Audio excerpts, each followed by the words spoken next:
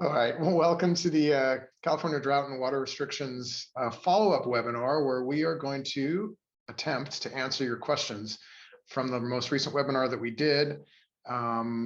We had over 70 questions, and so we've gone through and kind of curated them and tried to group them in topics and put them together. And so my name is Warren Gorowitz. There we go. My name is Warren Gorowitz, and I'm going to continue to moderate this discussion between Peter Sternis and Maureen Rebesnik. And thank you again for being here and taking your time to answer questions. So let's just jump right into it. Okay. So one of the questions that came up about enforcement is whether or not cities are going to be fined if they have repetitive issues with water waste due to their lack of being able to repair pipes and any maintenance accordingly. Has there been any discussion around that either of you heard about? Well, they're already required. Water agencies are already required by current legislation to audit their distribution systems every year and make repairs if they are financially viable. So that SB 55 is what's currently in place. Okay, good, great. Somebody asked about how you verify whether that the water is being used for tree watering. Like from an enforcement standpoint, do you anticipate that the agencies are going to be looking at that specifically? I think it's going to be extremely challenging. I think it's going to be different depending upon the water agency. I assume if they see a tree in the area being watered, that they will that will be enough, the visual proof. I think agencies will differ depending upon whether or not they require you to actually cap overhead spray and put in drip. I think it's going to be very locally dependent. Which brings up a good point that I was going to mention at the beginning, which is, the disclaimer that we want to give is we're recording this webinar today on June 21st. And the most important thing we can leave you with, because things will change, is please make sure that, and you'll hear this probably answered in some of the other questions, please check with your local agency for the most up-to-date information and the most region or location specific information as it relates to restrictions. Sorry, Peter, I cut you off.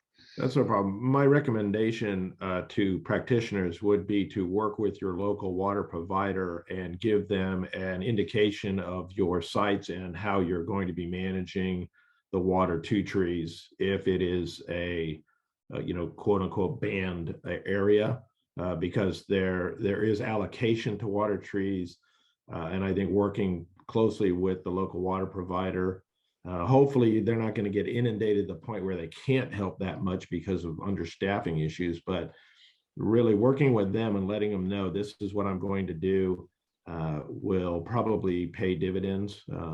Now, typically in these scenarios, at least in my marketplace, a lot of municipalities rely on ratting out your neighbor. So there could be issues with that where somebody's going to walk by and see trees or lawn being irrigated because the trees are getting irrigated. I really don't have an idea how that's going to resolve itself, other than the closer you work with the water provider, the closer relationship you have, the more apt they are to be on your side and say, yes, we're aware of that company. They're good people. They're doing it right. So good reason to reach out to those folks. I think that's great advice. And there was another question about how it's going to be enforced or how well it's going to be enforced. And to your point, I think for definitely what we saw in the last drought was there was a lot of it was done by peer pressure, but it seems like I've been reading in the news here in Southern California in some of the areas that some of the agencies are putting people in place for enforcement, but it's really locally dependent. Yeah, each one, they have different resources and processes and even trigger points of when they would actually have a violation and upwards of a fine. So it's really locally dependent. LADWP has a full resource of people who patrol the area, but they can't patrol everywhere. So I think it's still a lot of it comes from actual complaints. The majority of municipalities are probably going to educate over punish. Yes. They're going to look at that as so it's going to really have to be a repeat offender or somebody that's really sticking, a stick in the eye of the water provider before they go to that drastic measure. And education, I think, is actually the best way to do this. If people are aware of what the situation is and trust that the information is accurate, then they're apt to work with municipalities to save what they can. And I think that goes, Exactly. I think that goes back to a point we talked about during the webinar too, as a reminder that the best thing you can do is start having those conversations with your customers and letting them know what you're working on, what you're doing. So they're in the loop and they know that, and so they also have the confidence in what you're doing as well. We talked a little bit about this on the webinar, but there were a couple of questions about restrictions for new landscape installation. And again, that's locally specific, really. I mean, I don't know that we have a. I think it will be. Most of the time, from what I'm seeing so far, is that it's not being banned in most places. So if they're allowing for new plantings, but they're encouraging or asking customers not to plant into the fall or winter. But usually it's not mandated. But it's locally dependent. There may be a specific area that has mandated it, so check with them. Yeah, I think from my perspective, having, being through this from last April when the emergency was declared up here in Lake Mendocino with the governor and his entourage, that we really kind of look at what's really happening and what is the potential for this next year and this winter season. And my situation with my clientele is really trying to pretty much put it off right now. We are allowed in the local marketplace to water 3 days a week. That's enough after establishment after about 6 weeks to make that probably work for drip. But it just makes me nervous that somebody can't say, oh yeah, we're going to have 110% of normal next year, so go ahead and plant in the fall.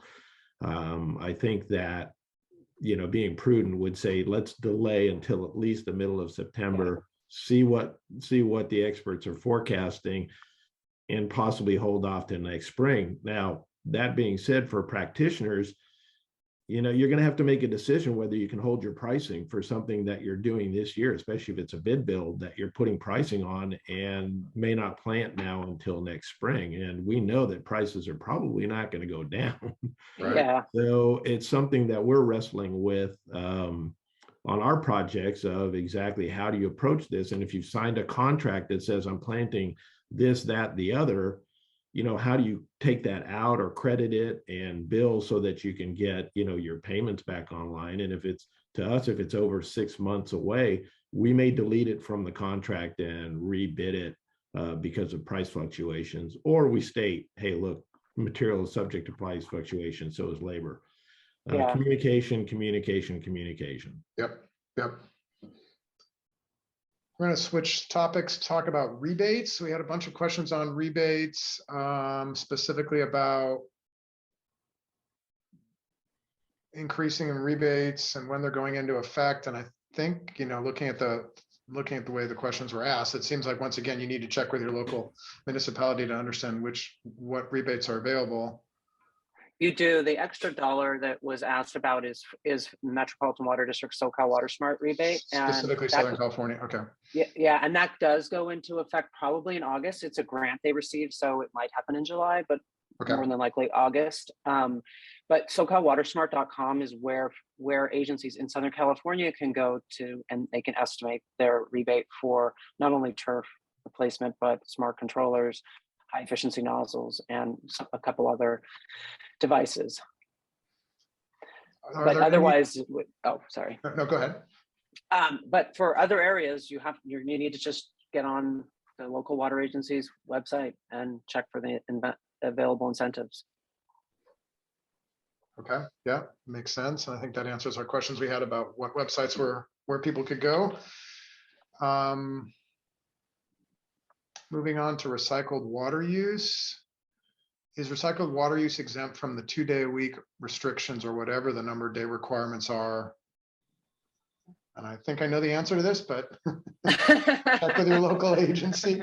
But what are you both hearing in your areas generally? A lot of agencies, it still is exempt. It's not exempt from the 2 days a week or 3 days a week or whichever. But it's really locally dependent. There's a lot of this, again, is education, and some agencies need, they also want to reduce their recycled water use so that that's available for continued, let's say 1 day a week watering. Yeah, it's locally driven. I know in Healdsburg, they started a program last year when they banned all watering of delivering up to 375 gallons per residential address one time per week. And they basically spent a ton of money and ended up running out of water at times. And they got a lot of people involved in it. And now it's like, if you want it done, you've got to pay for it if we have the water. Because remember, as everybody cuts back, so does the reclaimed water. And, reclaimed water overall is not healthy for a landscape long-term without some type of fresh water flush through or leaching over time. It is exempt from the non-essential turf watering ban. But the day of week watering, you have to check with the local water agencies. We had several questions about trees and whether they're part of non-functional turf areas, when they can be watered. Seems like again, that's follow up with your check with your local agency. Yeah, I think how it's enforced is going to be very locally dependent. Yeah, I would agree. But again, it's education, it's doing the right thing. I think, just hitting on what Peter said, start the relationship with your local water provider so they understand that you are doing the right thing. The goal here is efficient use of water and not wasting water. So no runoff, trying to get as much point source irrigation as you can. They want to keep the trees alive, just trying to use the least amount of water possible to sustain the plantings. Yeah. Again, from a practitioner standpoint of view, there are opportunities for sales in this arena, because you could recommend a grove of trees in a park setting be mulched with 3 inches of mulch, let the lawn underneath it die, and still allow the overhead irrigation to water that was doing it before. So you do, or you could convert to drip, as Maureen just said. So there are opportunities out there. It's just a matter of what the educational outreach is and how the clients are feeling about listening to the government as it is, and saying, okay, now they're going to do this. Case in point, we have a project that we've been scheduled to plant since last year. Well, last year when they restricted the water, you nuked the entire landscape. I mean, the entire landscape's gone because it was basically I think it was a swale. Anyway, it died out, and the city is mandating that they replace these plants, even though they were under full drought restrictions with no watering. They were demanding that replacement happen, and the owners had to go down and negotiate to, now their last date is end of August. They have to have this planted by end of August. And that was fine when the city of Healdsburg went to every other day watering, and now that they're back to 3 day a week, and I haven't heard of anything regarding establishment periods that we're going like, okay, maybe you're going to have to go back and wait till the fall. To the fall, yeah. So they're under, they're getting regular notification that they're in violation. So it's kind of an interesting, sidebar to, the fluidity of the situation. Yeah, it definitely is. Unintended. Unintended. Yeah. During the webinar, I can't remember who of you gave the examples of the low water use grasses. Somebody asked a question to clarify which ones. One of them was buffalo grass, UC Verde buffalo grass. What was the other one? Carapia. It's actually a plant, not a grass. It's Kurapia, I believe it's the spelling. Could be wrong, but that sounds right. I think it sounds pretty close.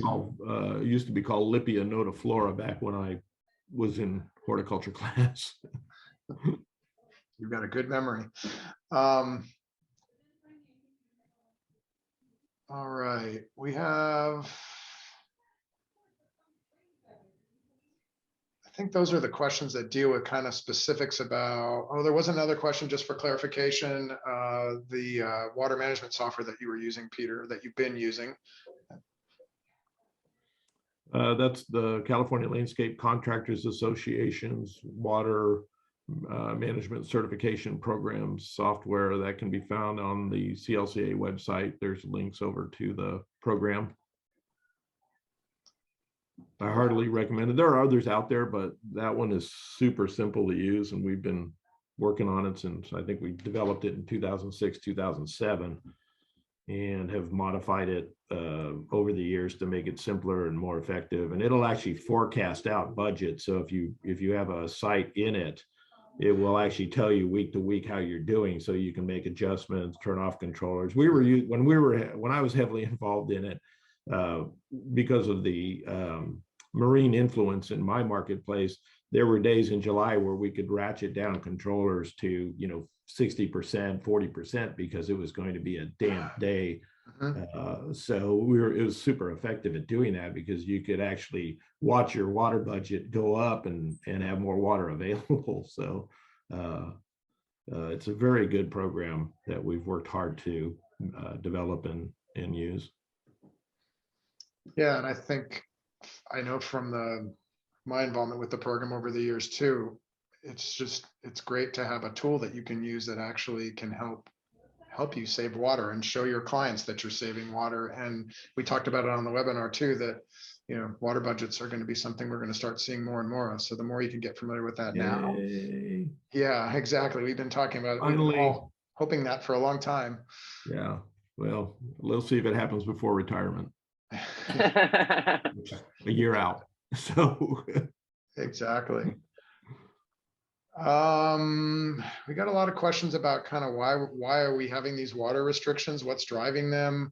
I mean, we talked a lot about that during the webinar.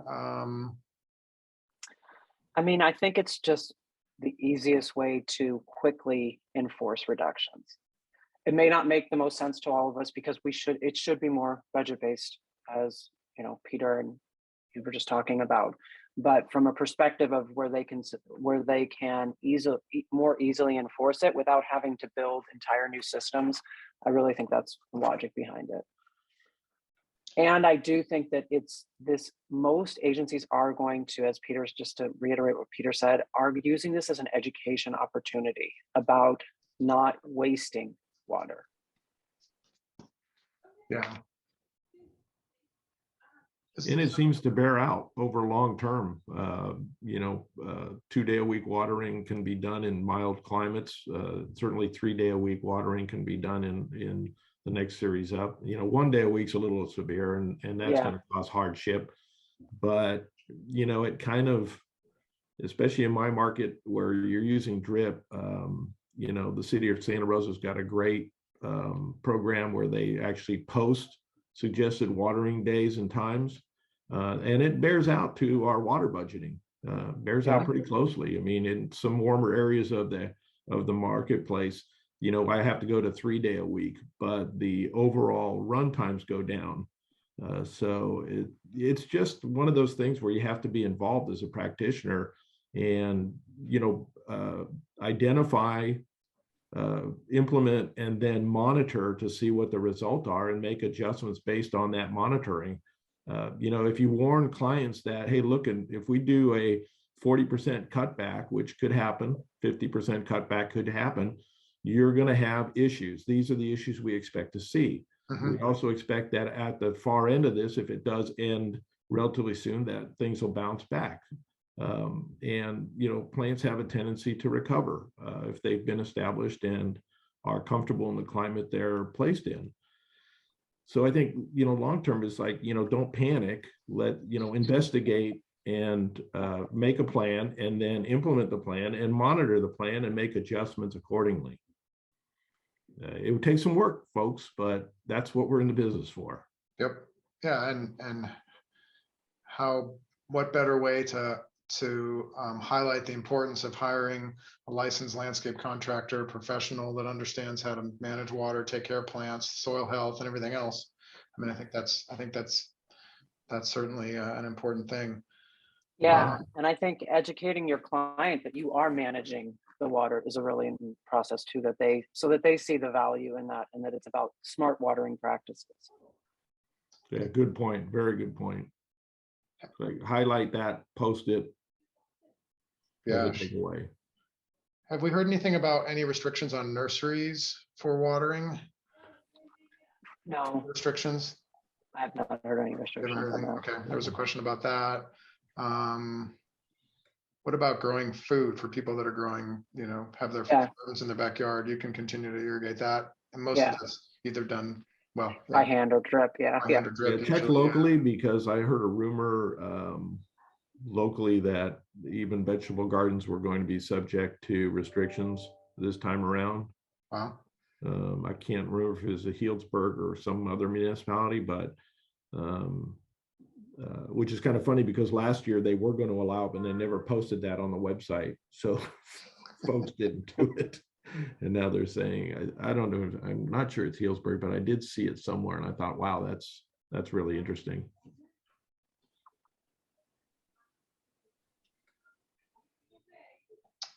Other comments?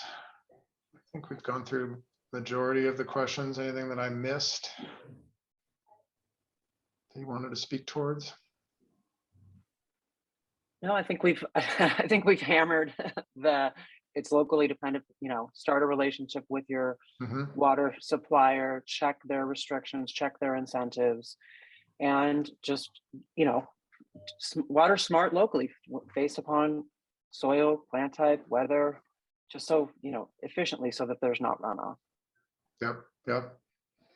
There was an interesting question about the weather-based controllers and lower flow drip irrigation and trying to fit that into, well, it sounds like it was into a water window, right? Which, when you think about it, it's one of those things where you look at and say, okay, if I've got, a 12-hour cycle that I can water in, and I'm watering at, 0.5 emitters, yeah, you're going to be longer runtime. So it's going to stress the system. So, but, it's not easy to go from converting a 0.5 to a 1 or to a 2.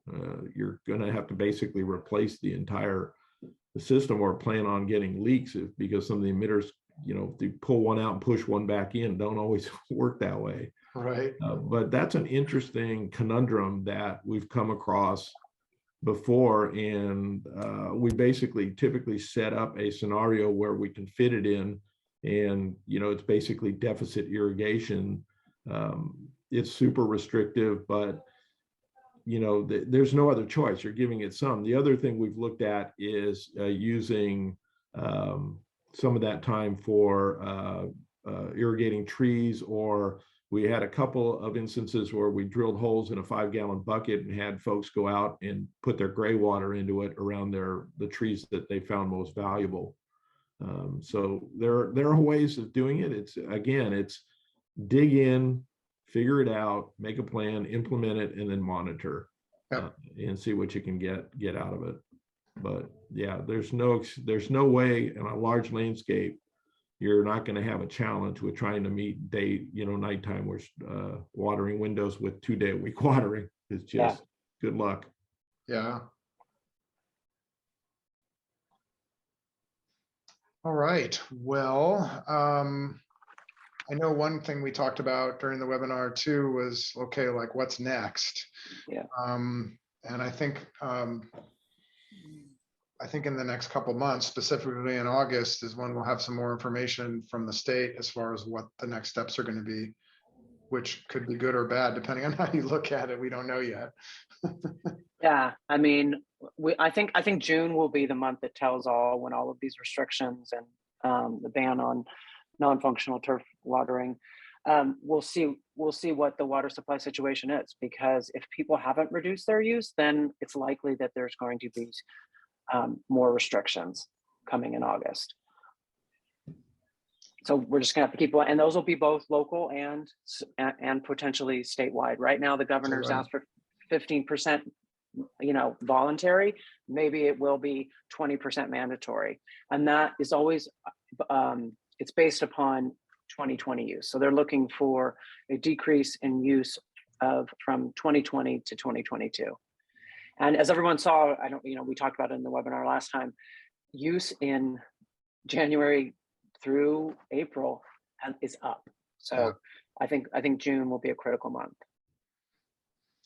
And it looks like we're going to go into a pretty dry and warm summer potentially too, which is going to stress that out even more. Yeah. And so, yeah.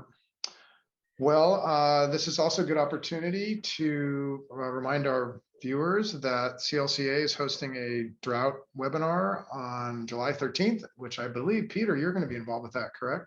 yes. You're the keynote speaker on that. And what are people going to learn at that webinar? It's going to be practitioner oriented and ideas on what we should be doing or could be doing now, looking at where things are in the state, and talk a little bit about water budgeting again, and see if we can keep pushing that thought process so more people will consider adopting something that's extremely workable for the long term, let alone the short term. So, should be interesting.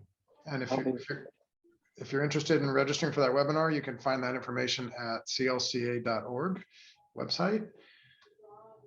And with that, I want to thank again Peter and Maureen for your participation today, and also thank the CLCA, the Irrigation Association, and NALP for their involvement in us putting these conversations together. And I suspect we may have another one in the future. Look forward to it. Thank you. Thank you, Warren. Thank you, Peter. Thank you. Thanks. Have a great day.